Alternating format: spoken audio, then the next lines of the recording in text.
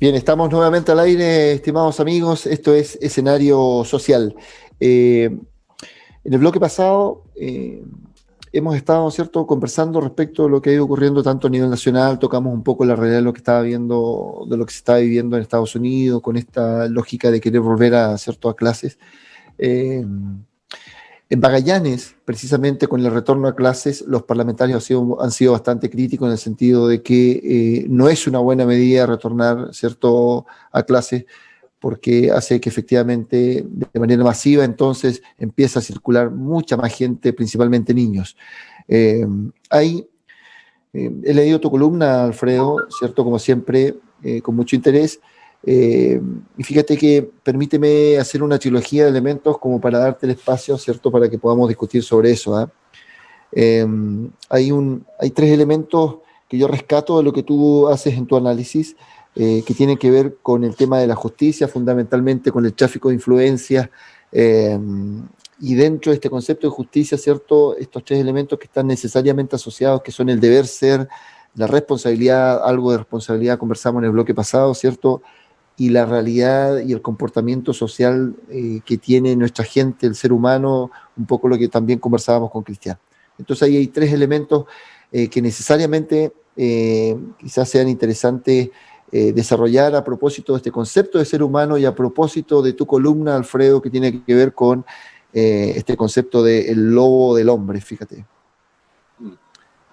Bueno, la verdad que tú has tocado varios temas, pero fundamentalmente yo creo que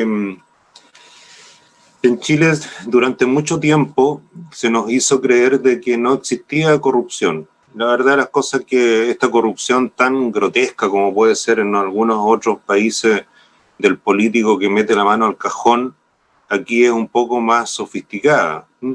Es sofisticada porque yo diría que es una corrupción Chilean style, al más puro estilo chileno.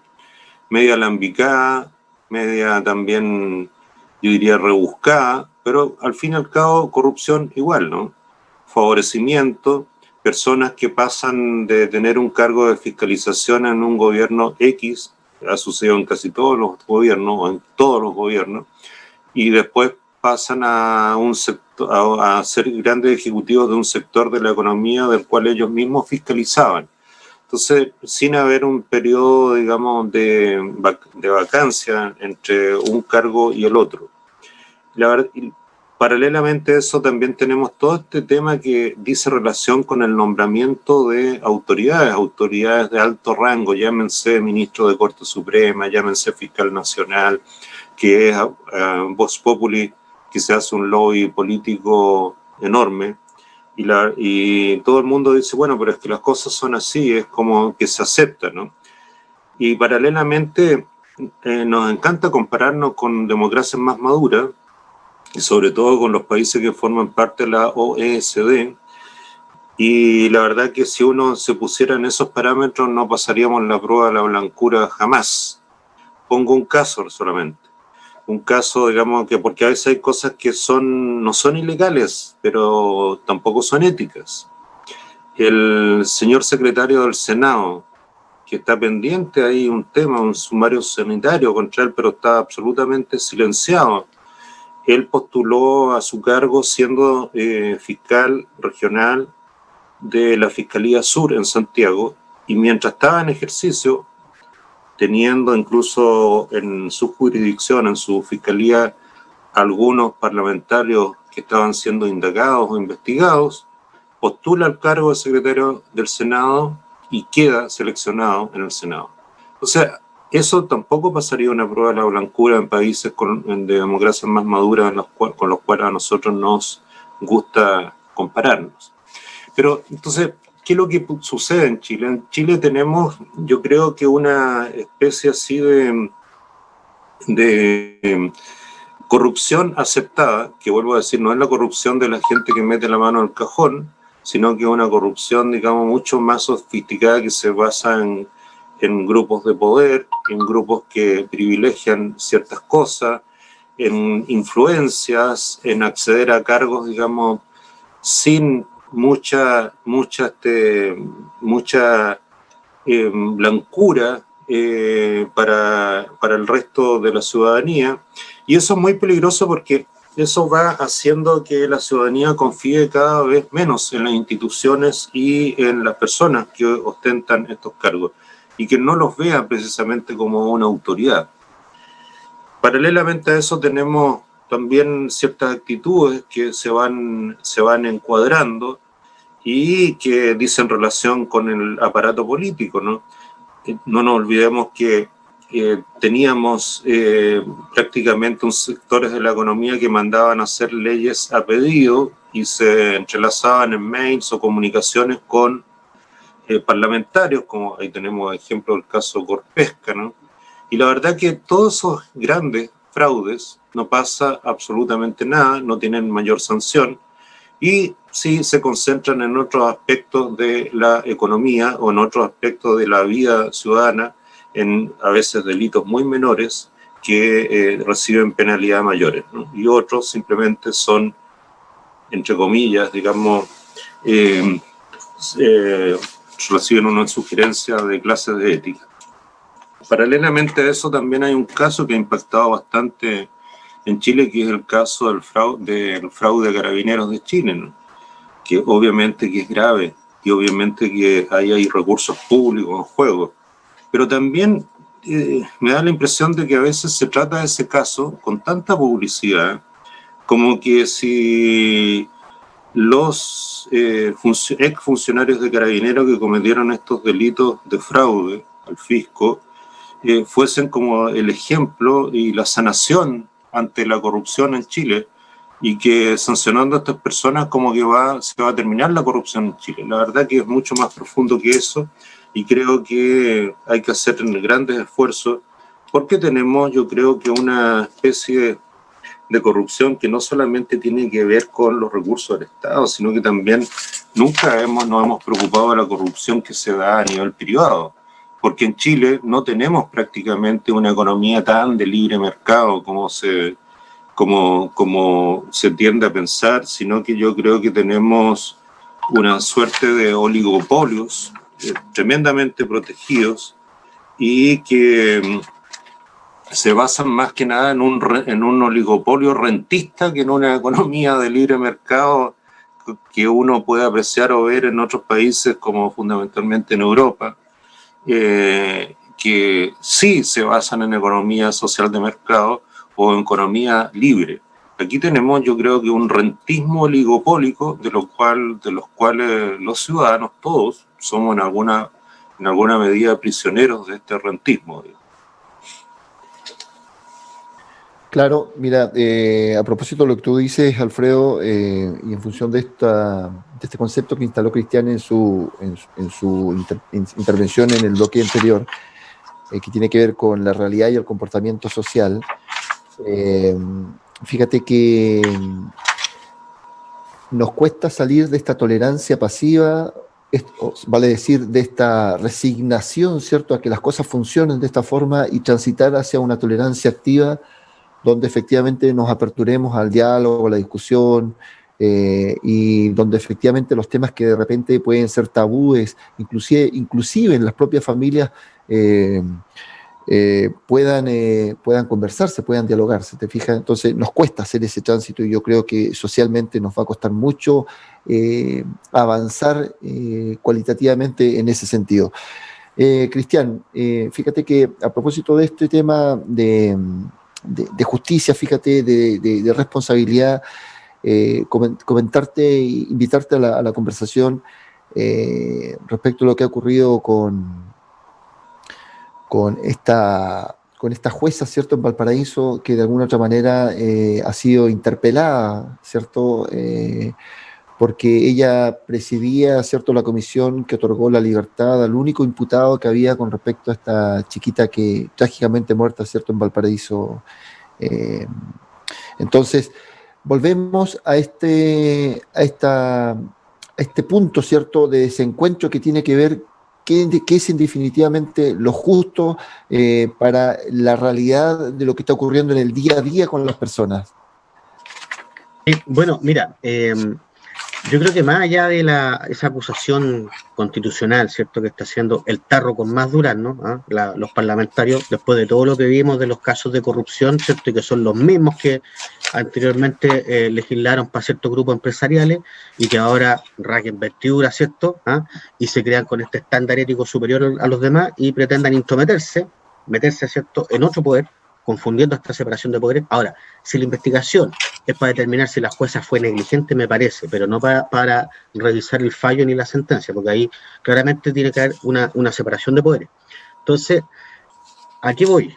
Que finalmente esto llama nuevamente a reflexionar, no sobre si el Poder Judicial o el parlamentario tiene la razón, o en el caso del Ejecutivo, que también se mandó un disparate por una de las subsecretarias, ¿cierto?, y después mandó una carta con disculpas, y la Corte Suprema le dijo, mire, le recibo la disculpa, pero no se la acepto, es porque tenemos un round, ¿cierto?, entre todos los poderes del Estado, que también los poderes se han confundido entendiendo cuál es su actuar, y cuál es su función, y cuál es su auténtica atribución, y en servicio de quienes están. Esto, al final de cuentas, termina en la discusión eterna de que hay que cambiar la Constitución, y en esa Constitución hay que señalar un Poder Judicial que hasta ahora ha pasado solapado, ¿cierto?, ha pasado limpio, y ha estado como al margen del bien y del mal, pero ese Poder Judicial también hay que cuestionarlo. Y no me voy a meter en el fallo de la jueza, ni me voy a tener si es que tuvo o no tuvo negligencia. Yo creo que aquí, tal como Alfredo señala con el tema de la Fiscalía, ¿cierto?, y tal como hemos señalado anteriormente con el tema del Poder Judicial, aquí hay una cuestión que hay que meter a la juguera, y en esta gran juguera que se llama Constitución Política, revisar todos los poderes del Estado y todas las funciones de estos poderes del Estado. Porque el Ministerio Público, claro, por muy autónomo que sea, no puede ser tan autónomo que se le ocurra investigar ciertas cosas y otras no, o darle más preponderancia a algunas y a otras no. Y por último, el Poder Judicial, por muy independiente que sea, no puede fallar y mandarse estos errores, ¿cierto?, que no significan revisar los procedimientos para mejorarlos. Y por último, el Estado está al servicio de la gente, entonces no puede ser de que delitos de alta connotación, como estos asesinatos terribles, ¿cierto?, pero también como los fraudes y también como los casos de corrupción, no tengamos gente metida presa, encarcelada con sentencia firme y con bienes restituidos. Y también en delitos de tanta connotación como el caso de la corrupción de ciertas empresas, esas empresas sigan funcionando como si nada. En una economía libre, como señalaba Alfredo, esas empresas no existirían, estarían desmanteladas, sus bienes rematados para indemnizar a los perjudicados. Y no lo que ha pasado ahora, que se protege a esas empresas, ¿cierto?, para que finalmente se siga con la economía y se siga con el empleo. Yo le quiero recordar a la gente que en los años 90 las cadenas de farmacia se dedicaron a cerrar todas las farmacias que funcionaban en hospitales, en el Tribunal de la Libre Competencia. Y esto fue el caso de la farmacia de Punta Arenas del Hospital de Alto, que la cerraron en su venta de atención a público y fueron las grandes cadenas de farmacia las que presentaron esta acusación de que esto atenta contra la libre competencia. Fueron esas mismas cadenas, esos mismos lobistas, a través de las mismas influencias políticas, las que señalaron que no se podían hacer farmacias populares. Y hoy día, y esto fue en los años 90, y hoy día, después que abusaron y ultra abusaron del sistema y abusaron de los consumidores y hemos sido abusados todos estos años, ahora resulta que sí se pueden hacer farmacias populares y casi todos los municipios las tienen, ¿ya? Y ahora resulta que sí que parece que hay conciencia social, ¿cierto?, en todas estas farmacias y hacen una serie de campañas y donativos y cuestiones. Entonces, yo creo que acá hay que meter en esta revisión de la Constitución todas las jugueras, Poder Judicial completo y todas las funciones, Poder Ejecutivo completo y todas las funciones, Poder Parlamentario completo y todas las funciones, y por supuesto, esto en el bien de la ciudadanía, y no puede ser que un ejecutivo de una empresa, porque paga 5 millones de pesos todos los meses a un parlamentario, le pueda mandar un proyecto de ley hecho a su medida, y no puede ser que un grupo de 50.000 ciudadanos reuniendo una cantidad de firmas, ¿cierto?, puedan presentar también una iniciativa legal, como ocurre en otras economías, como ocurre en otras democracias. Entonces, el poder del pueblo para poder presentar iniciativa legal tiene que estar en la Constitución. Y la responsabilidad del pueblo también para formar parte de los tribunales, no ser jueces, formar parte de los tribunales, ¿cierto?, también debiese estar. Porque ahí, más que una cuestión legal, también hay cuestiones de sentido común. Claro, fíjate que el gran titular que rescato de lo que acabas de decir, no es porque lo diga yo, perdóneme, no es, pero leo de lo que tú dices, fíjate como titular, los poderes del Estado los poderes del Estado, bien digo, y sus conflictos. Fíjate que cuando las relaciones entre los particulares, ¿cierto?, empiezan a incidir en el orden público, en esta cosa que tanto ha tratado bien profundamente Alfredo en nuestro programa, el bien común, ¿cierto? Y el comportamiento social entonces se empieza, ¿cierto?, a desconfigurar. Entonces empezamos en esta lógica de generar estos conflictos que se generan y que redundan luego, ¿cierto?, en los distintos poderes del Estado. Porque chocan definitivamente. Existe un roce de placas ahí que necesariamente genera cierto conflicto, ¿cierto?, y que provoca estos movimientos que de repente remecen a nuestra sociedad. Y pensando un poco en esta relación entre particulares, fíjate, y que remecen a nuestra sociedad, principalmente lo que puede ocurrir en Magallanes, fíjense que hay algo que está haciendo ruido en este minuto en la región que tiene que ver con estos contratos que se generan en ENAP, ¿cierto? Que son entre privados, pero que generan ruido. El problema que existe con las canteras, que no deja de ser una dificultad porque provoca, ¿cierto?, que el comportamiento social, ¿cierto?, estalle y que paralice el acceso a la capital de la región. Entonces, dejo el hilo entonces instalado, muchachos, ahí para que podamos conversar respecto de esto. No sé, Cristian, Alfredo. Sí. Bueno, mira, yo quisiera retomar lo que estaba planteando Cristian. Obviamente en la discusión de una nueva constitución tenemos que preocuparnos de todos estos temas que están hoy día, digamos, causando cierta línea de pensamiento o están causando, yo diría, cierta disfuncionalidad. Obviamente tenemos que hablar acerca del poder judicial. Tenemos que hablar de los organismos autónomos, llámense Contraloría, llámense Banco Central, llámense la Fiscalía, porque el organismo autónomo no significa que esté por sobre del Estado o por sobre la voluntad, digamos, de la soberanía popular, de lo que quieran los chilenos o los ciudadanos para el futuro de su país. Entonces yo creo que ahí vienen temas muy importantes que obviamente tendrán que ser convocadas todas las personas, no solamente las personas expertas, sino que también los ciudadanos para opinar acerca del tema. Particularmente en el caso de la Fiscalía, yo creo que ya se hace necesario, digamos, una suerte de análisis de lo que fue su ley, que contó con un amplio apoyo en su oportunidad, pero yo creo que es necesario revisarla, ¿no?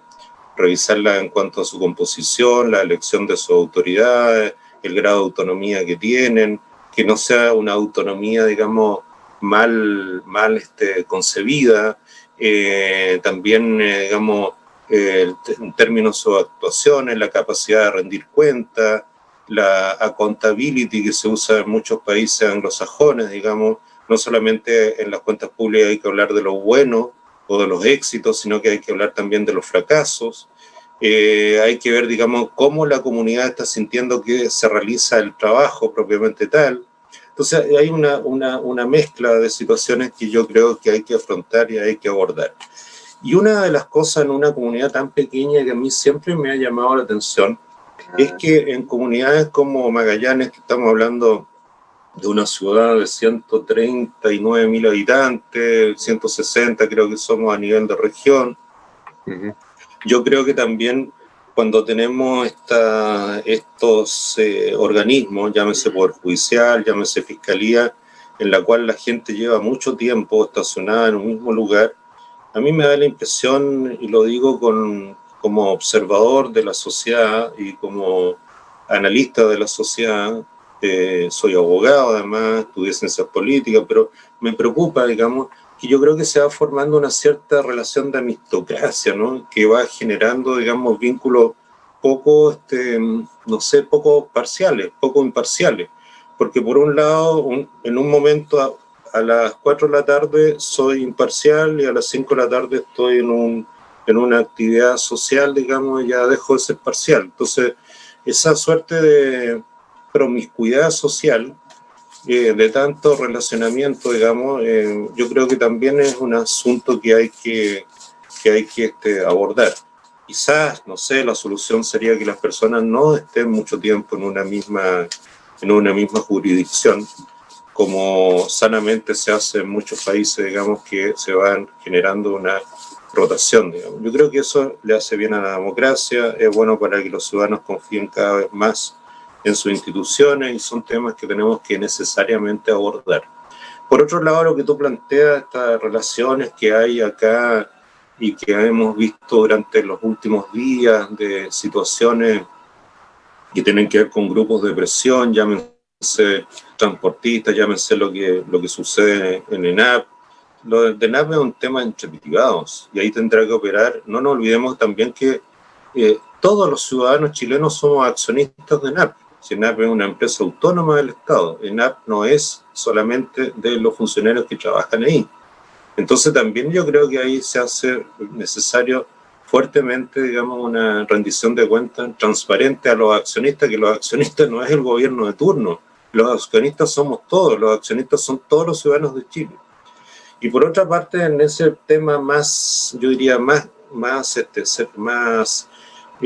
recurrente que ha sido estos días, el tema de las personas que tienen cantera, bueno, ahí el señor alcalde tiene que tener reglas claras. Si las canteras se empiezan a acercar a la ciudad o quedan dentro del casco urbano de la ciudad, obviamente que no pueden funcionar como cantera, pero tiene que tener también la capacidad como para sostener esa tesis, porque ningún vecino va a querer una cantera funcionando al lado de su casa, con tractores, con ruido, con excavaciones y haciendo unos hoyos gigantescos. Entonces, yo creo que si las canteras ya quedan dentro del radio urbano no pueden funcionar como tal, tendrán que ser reubicadas, pero para eso tiene que tener el alcalde reglas claras.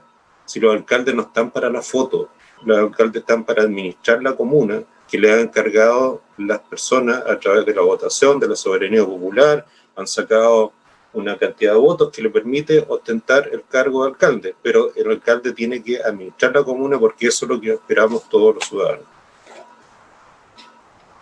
Así es, y como es un tema de gestión, es por eso que nosotros invocamos, ¿cierto?, en nuestro programa al análisis respecto a lo que está ocurriendo con aquello. Queda poco tiempo, Cristian, te cedo la palabra, ¿cierto?, para que estos últimos 2 o 3 minutos que nos quedan de programa podamos cerrar estas ideas, amigo. No, muy breve, sí, yo creo que Alfredo lo ha señalado. Mira, aquí hay que insistir con este tema de la revisión constitucional, pero que abarquemos justamente el tema del Estado mismo, o sea, los 3 poderes, ¿cierto?, las funciones y la forma como se van a elegir y a quién representan, y este tema de la reelección eterna, ¿eh?, que también parte de estar en un cargo 11, 12 años a cargo de un servicio, también tampoco es muy sano, digamos, puede que existan rotaciones. Y en el tema este particular que tocaste de las canteras, bueno, efectivamente la autoridad hay que ejercerla también. Y ejercer la autoridad significa, oiga, yo no estoy solo para la foto, ni para la buena onda, ni para que me invitan a los bingos, ni para ir a rescatar a la guagua en el incendio.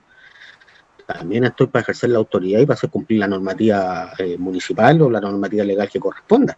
Y en ese caso ejercer las acciones que deban corresponder. Además, esta cuestión del plano regulador no es nuevo. Si esa cuestión, el plano regulador hace rato que se aprobó. Entonces, que ahora vengan con la sorpresa que, no sabíamos después de 3 años de que las canteras no podían funcionar, no están así. Entonces, además, hay que ver los intereses de quién se están defendiendo, si de unos pocos o de la ciudad en su conjunto. El alcalde está para defender los intereses de la ciudad, no de los particulares. Y tiene que ejercer la autoridad, porque parte de ser autoridad es justamente eso, creerse, imponerse, ¿cierto? Con las vías legales, evidentemente, siempre, pero cuando ya no hay diálogo, bueno, ¿qué se puede hacer más? Pues? Si también las normas hay que cumplirlas. Claro, bien, vamos cerrando el programa, muchachos. Yo creo que efectivamente, como corolario de lo que hemos conversado y entrando, ¿cierto?, en lo que va a ser, entrando en sintonía con lo que ya pronto va a significar, ¿cierto?, el ambiente electoral, yo creo que efectivamente hay que sacarle el sentido ideológico que tiene el cambio constitucional y darle el sentido objetivo que nosotros hemos querido darles aquí en este análisis que hemos generado, ¿cierto?, y que partió con el estallido social, precisamente pensando en el cambio constitucional. Pensemos entonces en que el cambio constitucional tiene un sentido objetivo, y me quedo con este este eslogan, más que eslogan, con este titular. Pensemos en el cambio constitucional a partir, ¿cierto?, de los conflictos que tienen los poderes del Estado y que redundan necesariamente en la sociedad y en su comportamiento. Bien, amigos, Cristian, Alfredo, esto ha sido Escenario Social, una jornada más de análisis.